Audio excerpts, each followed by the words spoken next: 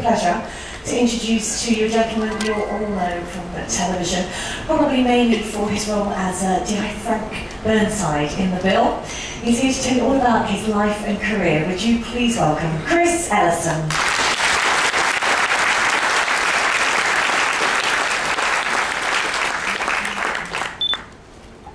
Thank you very much, Natalie, for that nice introduction. And how great to see all these people here. Who have you come to see? I said the comic's not on again till tomorrow. I'm really pleased to be here actually, because I didn't actually feel it very well when I woke up this morning. I haven't got my sea legs, I only joined on Sunday. And I had a very nice Indian meal last night, as two of my friends down here all vouch for. And I've sort of, about 9 o'clock this morning, I wish I hadn't. And everything's going a bit like that, so I went back to bed and I feel all right now. Anyway, I'm here to talk about me, basically, and about my life as an actor and all the things that happen and funny experiences. I mean, I have to say it's a strange life being an actor. A strange breed of human who becomes an actor. It's a funny thing to want to pretend to be somebody else for the rest of your life and get paid for it, which is also, you know, we're very lucky. I mean, if we're working, we're very lucky. We're doing something we enjoy. But a lot of people have the impression that actors are very self-centered, egotistical. And just to emphasize that, I'd like to tell you a little story about the actor. He's out of work and he spends most of his time down the pub. And he comes back one afternoon from the pub, and his wife greets him at the door, and she's not looking too good. She's got a cut lip, she's got her face out here on one side, and her dress is torn. And he goes, "Oh my God, darling." He said, "I said, you all right?" She said, "No, I'm not." He said, "Well, have we been burgled or something?" She said, "No." She said, "Your agent came round while you were out." So he went, "Really?" He said, "Yes." And she said, "And you know he's always fancied me." And he went, "Oh, I didn't really know that he fancied." She said, "Well, he has, I can assure you. He's made suggestions before." Anyway, I was silly enough to invite him in for a cup of coffee. And he attacked me. And this is the result. And the actor went, "Oh, that's absolutely appalling." He said, "Did he leave a message?" How many actors does it take to change a light bulb? Well, actually, it's 27. It's one actor to change the actual bulb, and the other 26 to stand around and say, "That should be me up there." Anyway, I started in the theatre, which is where most actors start in the theatre. Well, they do in the UK. It's the kind of tradition that you go into rep, something called rep, which is repertory theatre. I'm sure you all know that, and I don't have to tell you, but it's where you're rehearsing one play and playing another play at night, and so you're carrying two plays, but when you get into it, you're actually trying to forget the play before the play that you just finished, if you know what I mean. So it gets kind of confusing. And I started in Manchester. Anybody from Manchester? I'm sure there are lots of people here from Manchester or the area.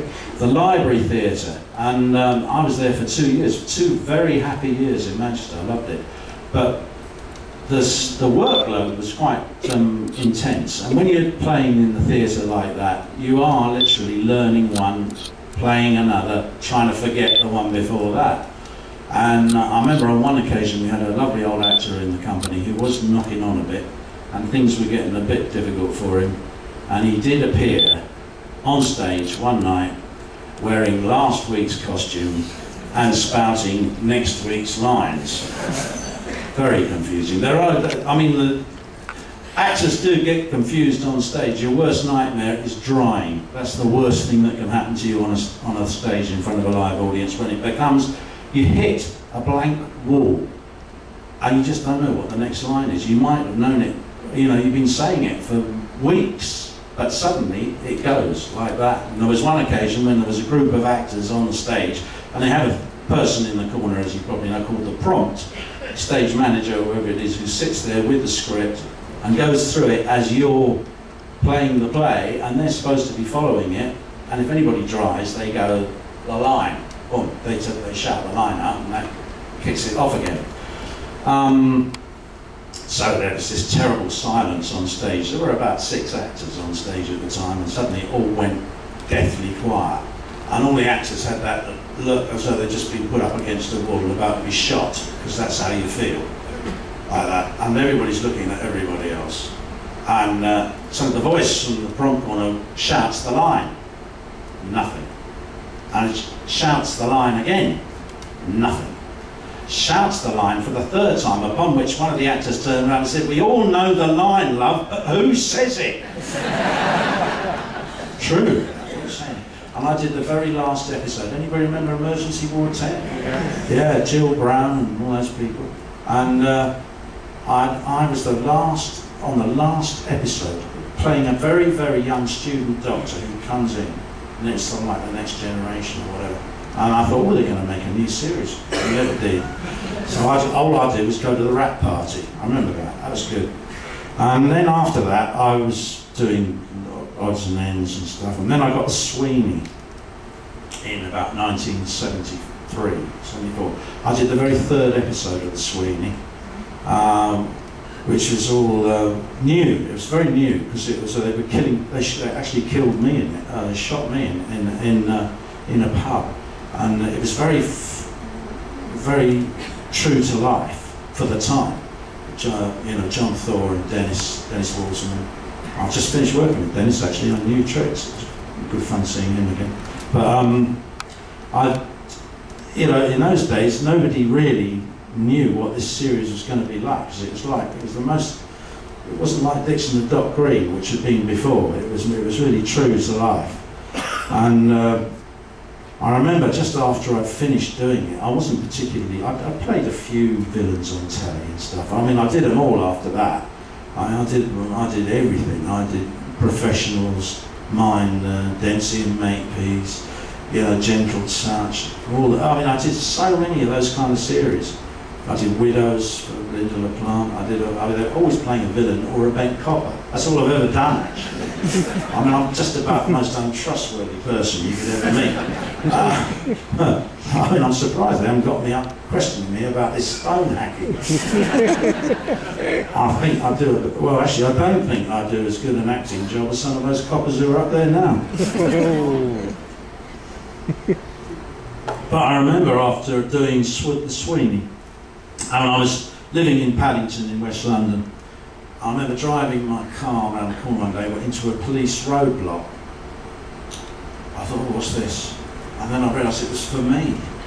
And all these plainclothes police got out, and they got me out of the car, put me up against the wall, and they said, "You, oh, we know you, and you were outside a bank in Hackney last week with 3 other fellas." I went, "Sorry?" I said, "I think you got me mixed up." Yeah, they all say that. Then they started to take my car apart. I took all the seats out and everything, they're looking in it, and like that. There's old Hillman Hunter, I remember that. They used to be in a lot of TV shows in those days. And I couldn't believe it. And this went on for about half an hour, and then eventually one of them went, "Were you in the Sweeney the other night?" I went, "Yes, I was, yeah." Oh, it's not him. No, it's not the one we're looking for. "Sorry about that, mate." And they all left. I left my car in pieces on the side of the road. I said, "Oh, cheers, thanks." Yeah, so that was the joy of being on television, see. And I remember the one, all the things that happen to you when you're doing those kind of series, because they were quite, you know, rough and rumble series. And I remember doing The Professionals, and I was playing a villain in that again. And they gave me a Porsche, this car to drive. And they said, "But you can't drive it." They said, "Because it's too valuable. So don't try and drive, and don't get in it." So I said, "Oh, right. Well, what do you want me to do with it?" He said, "Well, it'll just be there when you're around, and you'll see the car in the background. But don't touch it." I said, "No, all right, I'm not going to touch it." And they said, "Yeah, well, make sure you don't." I said, "I'm not going to touch it. I won't drive it." Anyway. So my last scene in that episode was me being chased by Lewis Collins. Lewis Collins and Martin Shaw, they were the 2 guys, you know, Bodie and Doyle. And Lewis was quite, he used to get the red mist, Lewis, when he got into one of those scenes. And he started chasing me, and I could hear it. And I'm running to the Porsche to escape. but he has to catch me before I get there, obviously. So he caught me as I got to the door of the Porsche. I went like that, and I felt my back of my collar go back as he grabbed me, and then slammed my head into the roof of the Porsche, which left a large dent in it, like that. And the director rushed because he said, "What have you done to the car?" Right, isn't it? Thanks for that. Cheers. That's how much the actors count. Oh no. Oh God. I'm just trying to think if there's anything I'm missing out here, because I have to look, because I've got a very bad memory now. Oh yeah, well anyway, there's another series I did called Walcott. That has a couple of funny stories. It was about a black copper in London. It was quite a new thing. And I played the bent copper in it again. And we did a scene with Warren Clark was playing the villain. And you know Warren Clark? You know Warren Clark, you all know Warren, don't you? And Warren was playing the villain. And he had to kill someone with a spear. So they rigged it up that this guy would be in this office we were in, and then one of his people he didn't like, he was going to kill him. And I was in there because I was doing a bit of business with him in the scene. And he picks up this assegai spear and he throws it, and he hits this bloke straight in the chest and kills him. So he's left against the pin with his spear. But it took an amazing amount of time to rig this, because they rigged it on a very, very thin wire which you couldn't see. So that when he threw it, it flew and hit there. They knew exactly where it was going to hit because it was on to a pad, obviously, underneath the guy's suit and shirt and all that, so they didn't actually kill him. And so it took ages to set it all up. But when he actually came to do it, the director shouted, "Action!" And Warren went and threw it like that. And the spear shot him and went doing into this bloke's chest. Whereupon Warren went, 180! That ruined the whole scene, so we have to do it all again. Yeah. So anyway, I went on to do, I did my first visit to the Bill, because that's what people know me from most, I suppose, is the Bill. And I actually did an episode of the Bill in 1984, before I was really in it. And it was a character that they had called Tommy Burnside. He came from another police station. He was a sergeant, DS. And so I did those two scenes, and then those two episodes with this Tommy Burnside. And then they said to me, would I like to go in and do it for, permanently as the deal? This was about 4 years later. So I said, yeah, I would. They said, but you can't have that name. They said, because there's a bloke in the Met called Tommy Burnside, which they found out. So we had to change him to Frank, so he became Frank Burnside. And there I was, playing Frank for 5 years. I mean, he got to be quite a friend of mine, obviously, because he was getting me a living. And it was great, playing him, but people used to take that character quite seriously. I remember there was a thing in the papers one day about a guy who'd been nicked up north somewhere, and he was a burglar or something. And apparently they tried to question him, and he said, I don't want anybody questioning me but Frank Burnside. And he wouldn't make a statement. I thought I was going to have to go up there actually question him. But people kind of get a bit mixed up with reality and pretense, as we know.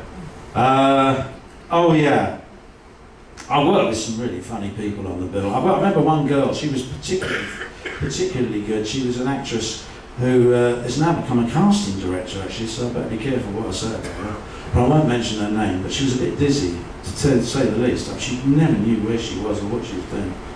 And on this one occasion, we were filming on Mitcham Common, and she had to get on a bus. So we had this bus ready, but it was on a bus route, so there were lots of buses there. And she managed to get on. We went action. She immediately walked straight past our bus and got on a real bus, which then left to the other side of London. And we didn't see her for the rest of the day. So that was the end of that. That was one of the. And then she did on another occasion. She had a write-up in the magazine somewhere, and she was very keen. She was always going through boyfriends. She always had different boyfriends, and she said, "Oh, I've got some of these went to get this magazine, she wanted to read it, but she'd been out with her boyfriend. He was sitting in the car, and she said, I'm just going to go in that shop, it's at night, and get this magazine. So she went and bought it, came back, got in the car, opened the magazine. I said, oh look, lovely picture of me. And she said, oh look, it says this. And you know, all that. She was reading on and on and on. But there was very, very little response coming from the boyfriend. So then she said, well, what do you think? She turned around and there's a very large black man who she'd never seen before in her life sitting next to her. She got into the wrong car and her boyfriend was parked all the way down. So that was, and he said, yeah, good. I like it. And then there was there was things that happen when you're filming. Because we filmed in all weathers, and the worst weather, funnily enough, the cold, I don't mind, because you've got an overcoat, they give you big birdhouse jackets and things to wear between shots, so you're always kind of warm. But the worst is when the heat of the summer, and when we were filming in cars, because you spend a lot of time, especially on a police series, filming in cars. And I just have to tell you, if you could picture this, but a lot of those scenes you watched in the bill when it's like a lovely sunny day outside. See, the trouble is, your main enemy on a film set is the sound man. Never mind about anybody else. Forget the director's all right, first assistant's all right. The sound guy, because he can hear a cow fart 15 miles away, and we all have to do it again. You know, because he can never. They always pick up on something. So all the windows in the cars had to be closed, so there's no sound, trying little sound as possible coming from outside, which makes them like sweat boxes. So what we used to do is we always used to take our trousers off, and that's absolutely true. So all those car scenes that you've seen, I think, always think about this next time you're watching Ashes to Ashes or whatever it is. Just think about those car scenes. If it's a hot day outside, it's very likely they're sitting there in their underpants in the car with the jacket and the tie on top. Because you try and keep us cool. They used to do it in court as well, court scenes. If you had to give a long testimony in the dock, take your trousers off. It was cooler, you know. It was so hot. Anyway, where have I got to on this long, wandering thing? Oh yeah, well I'm just going to say a couple more things. I mean, there's one I must remember to tell you. There was an actual bank robbery up in Harrow one day, when we were doing the bill, but we weren't there. But there was a shootout between the old bill and the villains, and they were all firing at each other. And this guy came running out of his house, and he said, "Oh, what are they filming? The bill?" And there's bullets flying past him. I said, "Get down! It's for real." But I was like going, "Oh yeah, I'm just coming back. I'm sort of bringing you up to date a little bit." Lately, I've been quite busy. I've just finished Casualty, an episode of Casualty, which I did 25 years ago, the first time I did it, and I was kind of like going back, you know, in a full circle to do it again. I had to spend the whole of the episode with a woman's shoe buried in my chest. That spoils it, because you can watch it at the end of September. But it's one interesting thing that came out of that, and I didn't realise. I was in bed, obviously, in the casualty ward in this thing, and they wire you up, they put things all over you, put all the button and make it look good, and then that thing on the end of your finger that they clip. And I was sitting in the bed, lying in the bed, and the technical guy was there, lovely guy who does it all, he's a nurse proper guy. And I said, I said, this thing's alight, this is lit up. I said, is it real? He went, yeah. He said, everything that's attached to you on those screens behind you is real. He said, that's actually monitoring you. So I said, really? I said, give us a free medical, will you? So he said, yeah, all right. So he looked at it, well, he said, well, your oxygen levels are great. 98%. He said, that's very good. He said, your heart? Let's look at your heart. Heart's good. He said, that's nice and level. All right. I said, this is great. So he kept telling me these little things. I said, do you do this for everybody? He said, no. He said, no. He said, there's some people I can't. He said, I wouldn't do it. He said, we had an old actor on last week. Well, I can't tell you who it was because he's quite famous. You'd know him. But he's quite ancient now. And he said he was in the bed. I said, I didn't think he was going to get out. He said, the heart levels are going like that. He said, I said, I couldn't tell him anything. And he said, fortunately, he didn't ask. So, but I said, it just shows you, you know. But if all that stuff on Casualty is for real. that is actually monitoring the actual people on there, which I didn't know. I've just got to tell you a couple of quick stories now, which lead into each other, because I was talking about making the bill, making all these programs, and the funny things that happen. I know you get a lot of funny things happen with extras, because they are funny lot sometimes. I mean, Ricky Gervais has made a fortune out of doing extras, but in real life, the extras are very funny, they can be. And the things they do are just unbelievable. But we had one time, I remember in a casino, when they'd been robbed the night before, and we were doing a recce of the place the next morning, coming in to interrogate everybody what happened. And they had a woman in the background hoovering. She had this hoover. And the director said, all I want you to do is, before the dialogue, when I say action, you just count to 3, give it a beat of 3, and then leave out the back of shot with this hoover. Well, so action. So up and down the hoover. Went on and on and on. Cut, cut. No, I told you. Leave. After a beat of 3, leave. Go out the back of shot. Oh, right, action. Back and forth. And looking at the camera. Couldn't get rid of it. So he said, look, I said, I've told you. He said, just go. After the 3, just go. So he went again, no, cut. And then eventually the director said, look, he said, will you put that hoover down? And the cameraman shouted out, and come out with your hands up.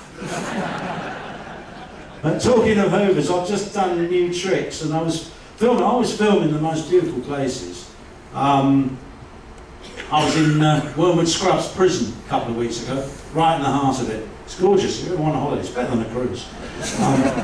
Cabins are terrific, but it's pretty grim place. And I was playing some mob head, drug dealing, horrible man who was doing 25 years. He was the head of this sort of syndicate cartel. And they come to interview him because they think he's behind the murder of somebody that they're the murder they're investigating. They think he's ordered it. But they got me. The director thought it'd be a great idea to give me a job, a prison job. And you're in amongst all the, you get the real screws and the real prison officers, and you get all the real, and all the cons are there around you. They're walking through. All right, mate. All right, yeah. How is you? Hello. How are you? They're all very friendly. And they got there. And anyway, they gave me this hoover. No, it wasn't a hoover, it was a floor polisher. A floor polisher. Well, I've never worked a floor polisher, and it's got a life of its own. It's a big thing. I mean, it was like that. And this prison officer tried to show me how to do it. They have an actual training centre for these in Wormwood Scrubs. I couldn't believe it. Floor polishing, training centre. But anyway, this thing, if you don't put it the right way, or you don't do it the right, it takes off. And so I practiced, and he got annoyed with me in this room. He kept saying, no, you don't do it like that. No, it's easy, you do it like, I said, it's not easy, mate. I said, I'm an actor.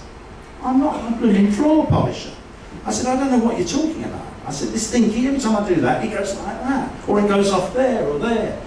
So anyway, the director said, look, we're going to use it because I think it'd be a great shot of you doing that just before the others come in. So I said, all right, I'll do it. So he said, action. So I went and the thing went, and I thought, this is right. Suddenly it went like this and went straight into the camera. Cut. That was it. End of. Don't let him anywhere near that again. But that was a couple of weeks ago. I said, I'd never want to work with a floor polisher ever again. So, I'm going to finish up now with a little story which happened to me on the Gentle Touch. Remember the Gentle Touch? Yeah. Jill Gascoigne? This is typical of what happens when you're on location, when you're filming.